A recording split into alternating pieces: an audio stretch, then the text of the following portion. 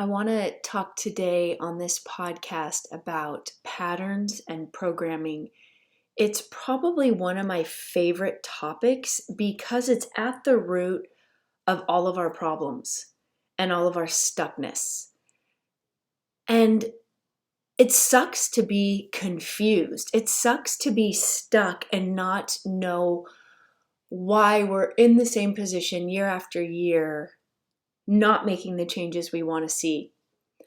I'll just start with an example. A friend of mine, an old client, called me the other day, and it's been years, and he was still hung up on this relationship with this woman.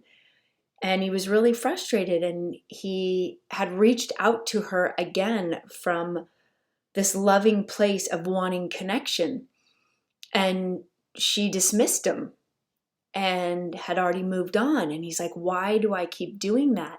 Do I need to do some Reiki and clear the energy and cut the cords and do the reprogramming on that relationship? And I was like, sure, all of that is great. But here's what I've seen over and over again, not only within myself, but doing this work for 20 years and with clients. We have to pull the weed out by the root. If we don't get to the root, it's just going to show up again. Cut the cords all you want, clear the energy all you want with one relationship.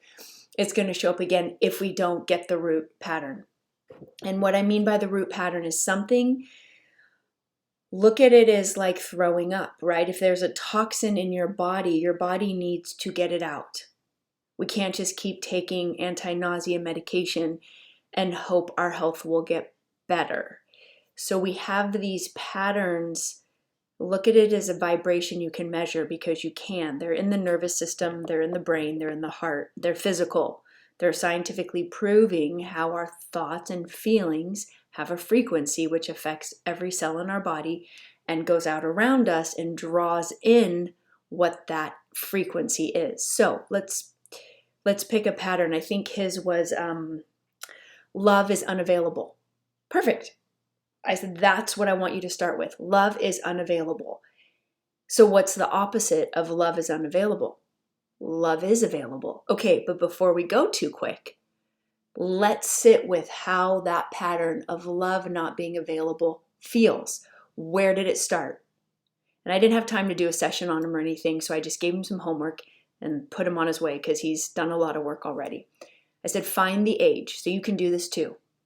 This is for you at home who are feeling stuck, tired of where your life is, either with work, relationships, and this is going to help you in all areas of your life like a domino effect, and how to show up for others and the family you were born into, the family you're creating, jobs, coworkers, friendships. Okay.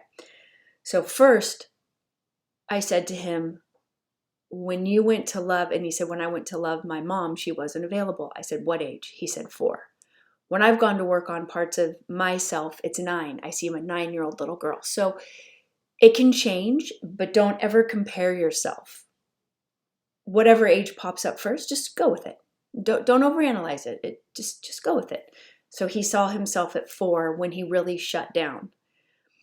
So I said, that's where the work starts. You start there's no other way to heal that 4-year-old little boy who feels like love is unavailable except from you. You have to go and do that.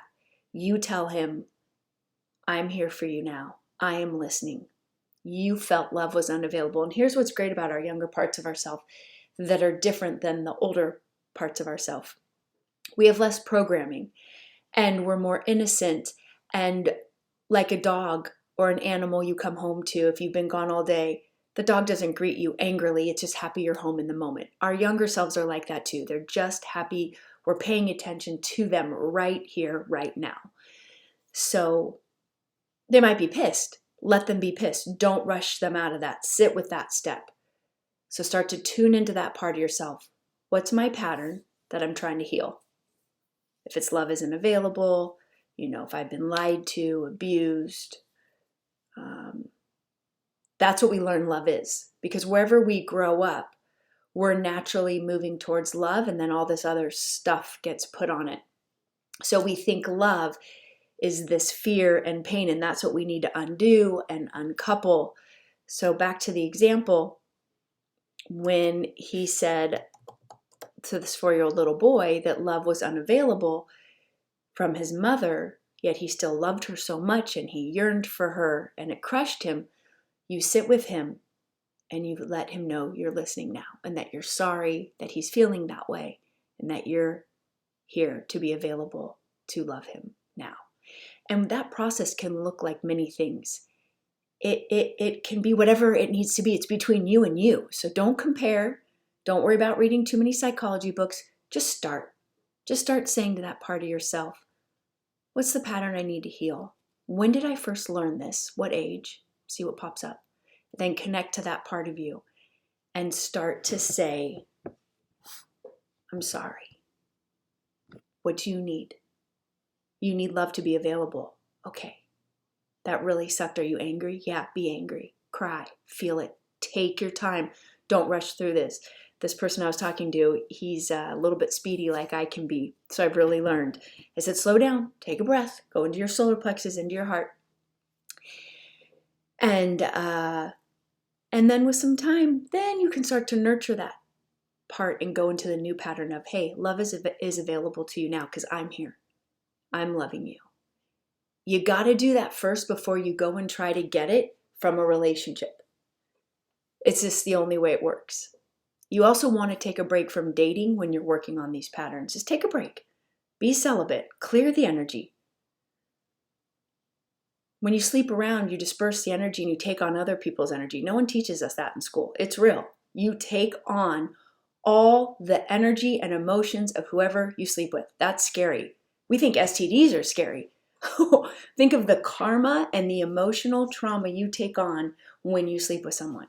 So sleeping around is not cool. Sleeping with a lot of people is not cool. Having sex all the time is not cool. Being celibate and owning your part and cleaning up the root of your patterns, that's cool. So that you can draw in that partner. And this will also help your health because when you sleep around with the wrong people or keep looking for love or dating, you can get not only mental and emotional symptoms, but physical because your body doesn't like the energy. You can get, yeast infections. This has happened to me, honestly. It's embarrassing to say, but that's what's at the root of not being responsible or doing things the right way. And again, this is the stuff I think should be taught in school, Okay, so back to the example of my friend. So he started to work on that younger boy and to tell that little boy, love is available to you now. I am here for you. And that is going to change the relationship and the way that he looked at this woman that he kept reaching out to. So now instead of this woman being the object of attention and heartache and frustration, her energy, this is how I really believe you can cut the cord and clear the energy on relationships. Her energy now moves away because it really has nothing to do with her. She just came in as a reflection of what he needed to heal within himself. And now he can create a new pattern of programming in his nervous system and mind and heart of love is available to me from the right healthy people because I'm respecting myself. I'm becoming healthier. I'm healing that pattern. And it's a real pattern. It's a real thing. So if you take a look at yourself and your life, what is the pattern you keep creating? You might have to play around this a little bit. I can give you some examples. Like the ones I love the most hurt me. If you were raised with denial or manipulation or lies or just straight out abuse. Love is fear. Love is scary. You'll know yours. You'll find yours because all of a sudden it will ring true. You'll have an emotional response and you'll be like, ooh, that's it. And then you can always ask yourself, so you don't get stuck there, what's the opposite of that pattern? So you know what direction you're going in, what you want to create. And then you go to that younger part of yourself to yourself and you say, where does this live in my body? You can even find it. Like, is it in my heart? Is it my gut? Where does it feel stuck? Just pay attention to those sensations, get out of the head, and then ask, how old was I when I first learned this? Where did I first learn this? This makes sense now. Now I can start to clear the confusion around myself and my life and stop beating myself up for what I go through. It's not your fault. The mistakes you've made, forgive yourself, and then let others forgive you or not. It doesn't matter if they forgive you or not. What matters is you forgive yourself, because it's really between you and the divine, and God is watching.